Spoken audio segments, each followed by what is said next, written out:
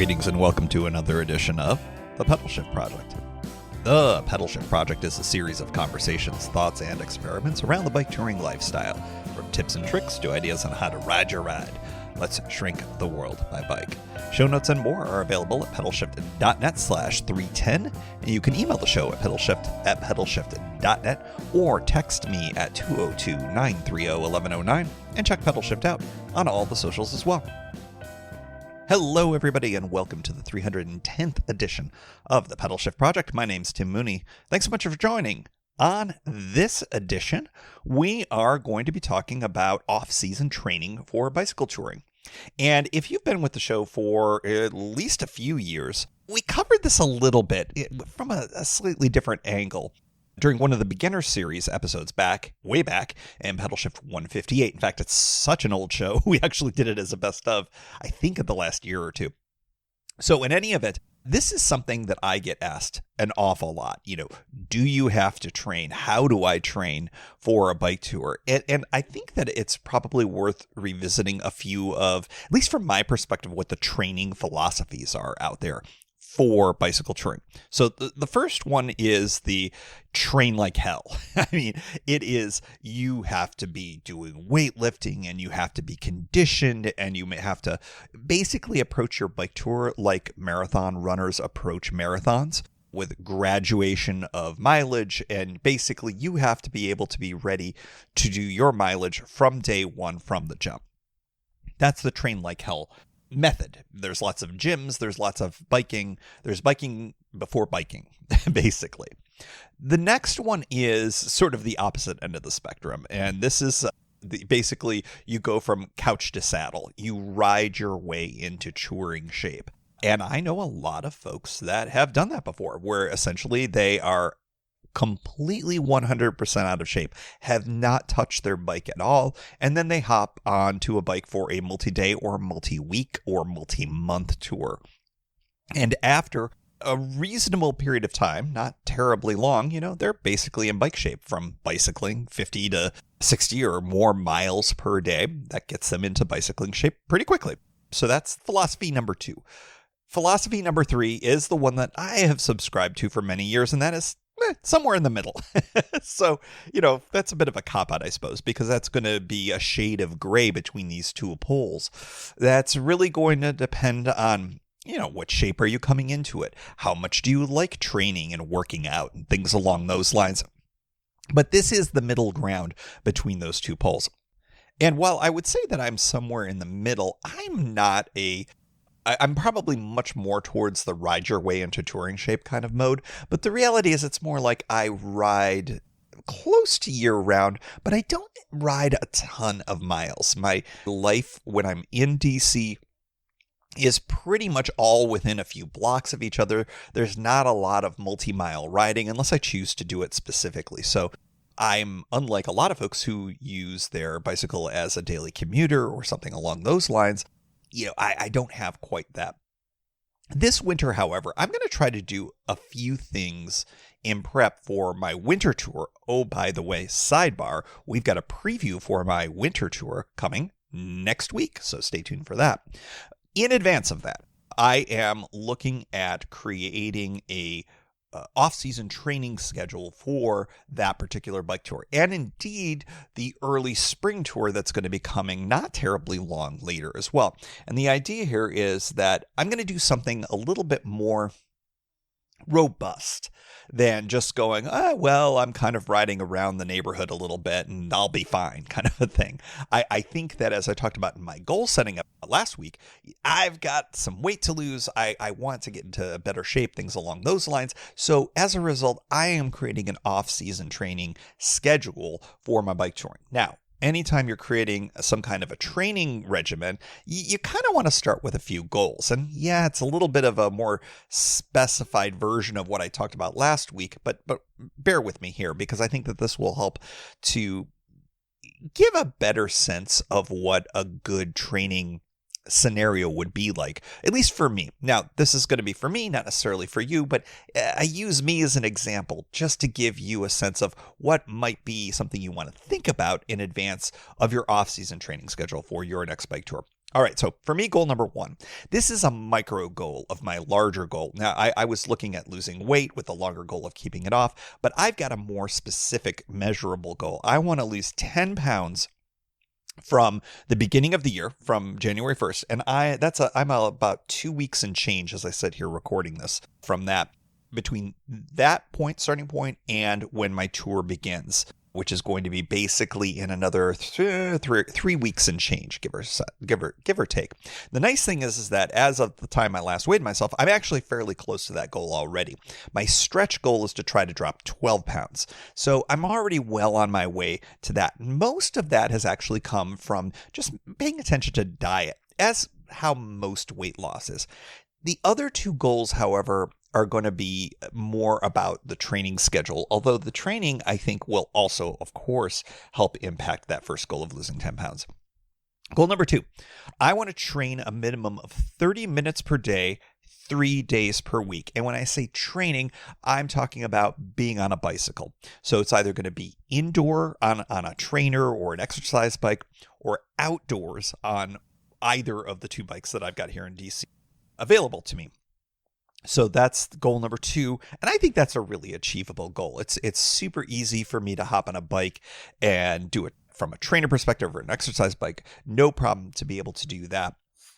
I could also be mindful on a beautiful day like this, as I'm sitting here looking outside going, I should be on a bike instead of in front of a microphone. I could go out and do a mindful 30 minutes on a bike. So that's goal number two. And we want to do that 3 days a week. Goal number three, plan and begin upper body and or circuit training. This is the thing that I think is going to be newish to me. I don't spend a lot of time working upper body. I tend to be much more focused on lower body and being on a bike, and I just kind of call it a day from there. I do think that it would behoove me to build up a little bit more in terms of upper body strength. Not necessarily because I need it so much for cycling, but, I think it would just be overall good for conditioning and cross training. So that's my third goal. And you'll notice that that's a little more wishy-washy, that I'm going to be kind of creating a plan and doing some upper body stuff as well. Hopefully going to be adding that in on off days. So maybe I'll be going up to 5 days a week of exercise, maybe doing it on 3. The idea here is that I am starting to shift my philosophy a little bit, not necessarily from one pole to the other, but maybe moving it a little bit more within that shade of gray of being somewhere in the middle between train like hell and ride your way into touring shape. I think I'm trying to be a little bit more mindful towards doing actual training. And the reason is that I think it's a lot easier to just jump on the bike when you're younger and fitter. I am not as fit as I would like to be. And, well, I'm not as young as I used to be when I first started out all of this. So I think that I need to be a little bit more into that. The other thing that I didn't mention here as a goal, but something that I want to integrate into all of this is I have got to get more, because I haven't done yoga like in years, quite literally. I've really lost any flexibility that I have. And I think that really matters an awful lot. One of the things that was, I guess, most surprising about plantar fasciitis was the fact how much your calf muscles being tight really impact that. I mean, it's all one system down there. And one of the ways to give yourself relief in that fascia area, if you're having some pain, is you basically stretch out your calf muscle. So that's got me thinking more about limberness, flexibility, things along those lines, how since every muscle and every tendon is all interconnected in some way, shape, or form, that getting flexible, particularly in hamstrings and calves and things like that, will really pay a lot of dividends for me down the line. So that's kind of another thing that I want to integrate into all of this. So I think that I'm going to try to share how this goes over the course of the next month or so. And I'll probably mention it as part of the tour journal as well for the winter one. Again, reminder, we're going to be doing the preview for that first tour of the year. That's going to be coming next week. And so I'll integrate some of these things and let you know, did I hit the mark? Did I was able to do all of this? And to see how it feels. If you recall, if you were with the show last year, I was riding on my trainer at the cabin because that's where we were most of the time last year. And I really noticed a difference for my first tour last year. The fact that I was hopping on the trainer and I was doing some pretty robust, heavy workouts on them. And it's interesting because when I ride on a trainer, I am riding in a completely different way than the way that I would ride on a tour. On a tour, it's a lot more kind of just very casual pedaling. There's very little kind of, real hard, grinded out kind of pedaling. And when I'm on the trainer, there are times when I do that, especially if I'm listening to my music, So different type of cycling, but I do think that it all ends up helping out each other, even though the cycling style is very different. So more to come on all of that, but I do think that it's also worth sharing some of the, shall I say, alternate. There are more training philosophies out there and training programs and training styles than you could shake a stick at. I want to talk about 3 that I found on the internet, and so it must be true, right? If it's on the internet. But the 3 that I've got are linked in the show notes. So go check it out, pedalshift.net/310 if you're interested in checking any of these out. My style may not meet what you want, so I want to make sure that I give some other options, as it were. Biketours.com. I don't necessarily endorse any of these folks. These are just things I found with different philosophies here. Biketours.com had a really, I'm going to throw them a little under the bus here. They were suggesting riding your average daily distance several times per week, well in advance of your tour. What does that mean? So if you're going to be doing a week-long tour and your average distance is going to be 60 miles, which is very typical for me. I'll use me as an example here. Their suggestion is that I should be riding 60 miles a day, several times per week, a few weeks in advance of my tour. And to be honest, I think that's really overkill. Very, very rarely do any kind of riding that is anywhere near the distance that I do on any of my tours. In fact, I don't know too many people that do. So with all due respect to biketours.com, I think that's a bit of overkill. That may be the right philosophy for you, though. If you really want to make sure that it's in your head, you're not sure if you can hit your 60 miles. And you want to make sure that you do it before you're someplace where it's harder to get a rescue or whatever, or, it's really weighing on you. Maybe you want to do something like that. So check them out. That's over at biketours.com. Again, I've got a link in the show notes.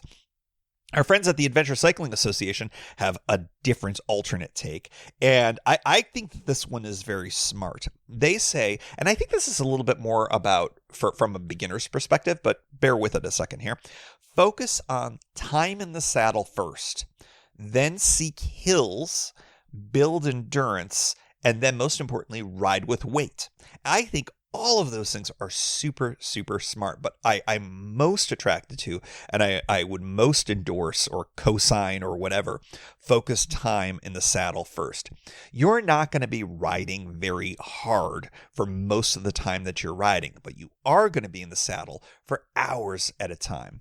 Sure, you're going to hop off and take breaks, but you're going to be in the saddle for 6 hours, 9 hours, maybe more, depending on the nature of your tour. You really need to be used to being in the saddle. And that's where a lot of folks run into problems. They feel like, I'm in great shape. I could just hop on the bike and boom, no problem. The reality is that the time in the saddle is actually one of the more tricky things to overcome. I'm not just talking saddle sores. I'm talking about the mental grind of it.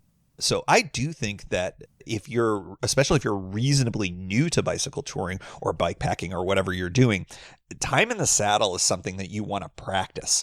If you're just doing half-hour rides, on an exercise bike, you may be in great shape. You may be in better shape than me or anybody else that's out there. But if you're not mentally prepared for that time in the saddle, that's going to be something that will surprise you very, very quickly.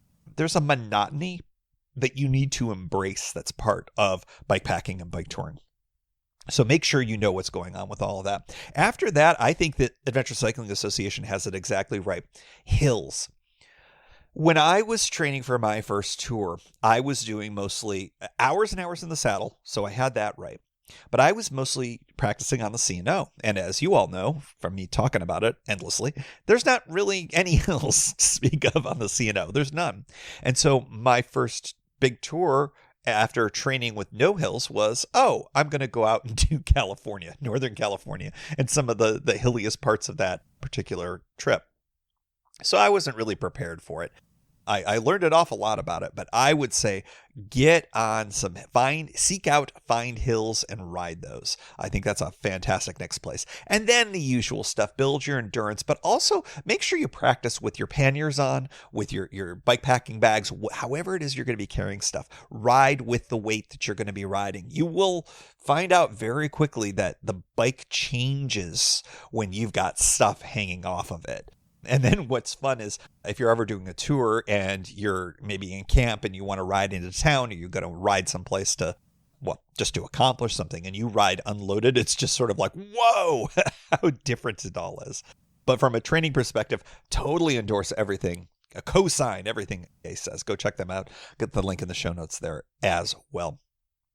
And then our friends at REI has... I can't believe I haven't seen this before. They have, again, link in the show notes, sample training week with just fantastic exercise routines.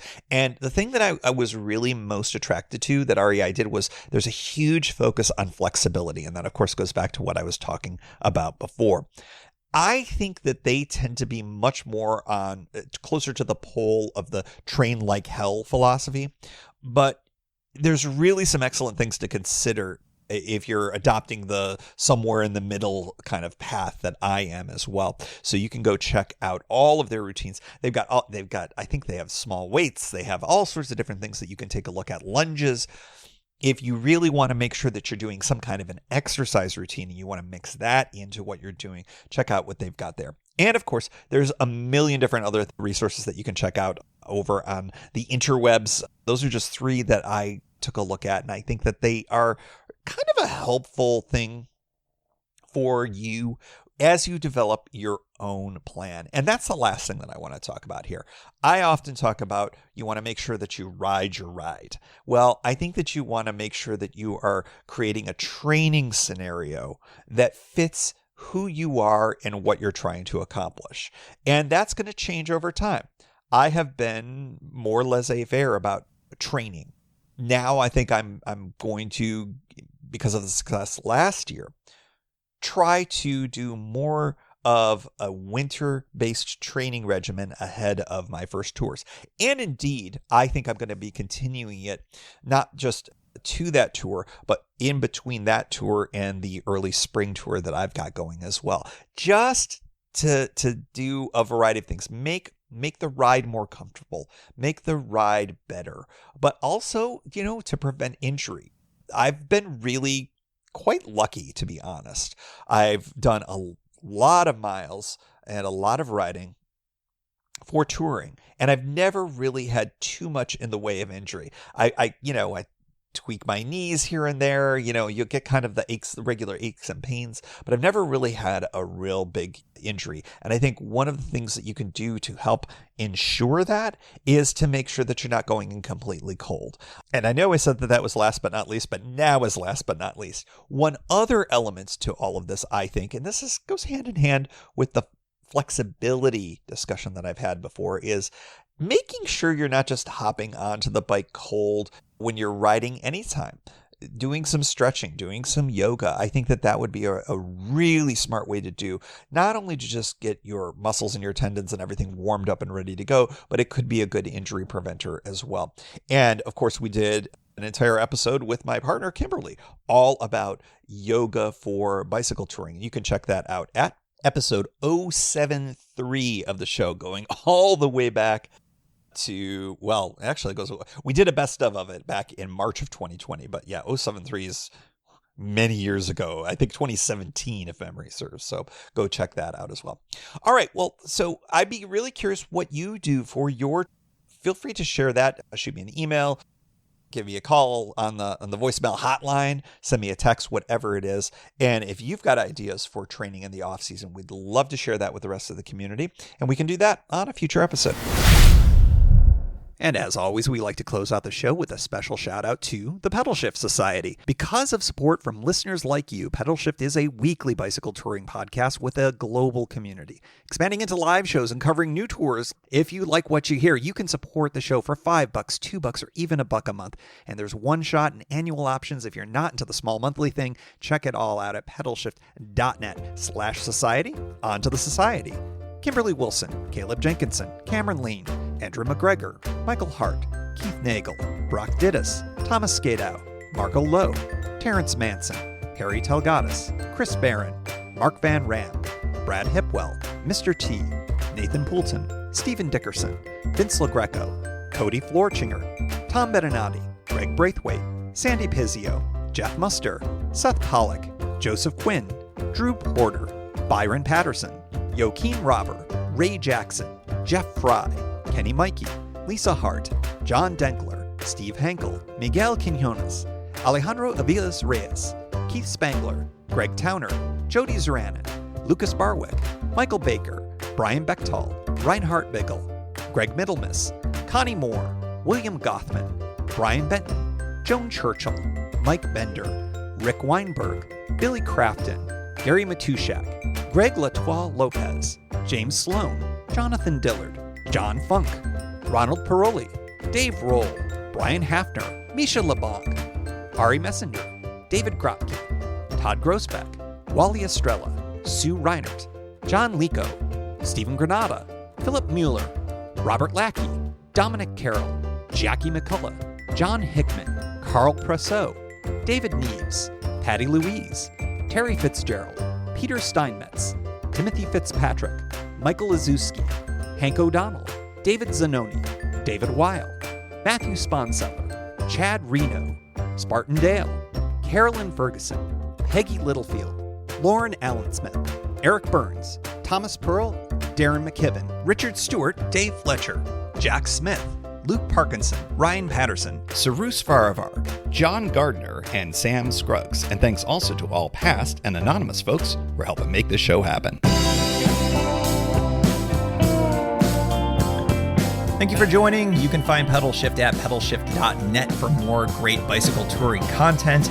You can hear the Pedalshift project through Apple Podcasts or your favorite podcast app.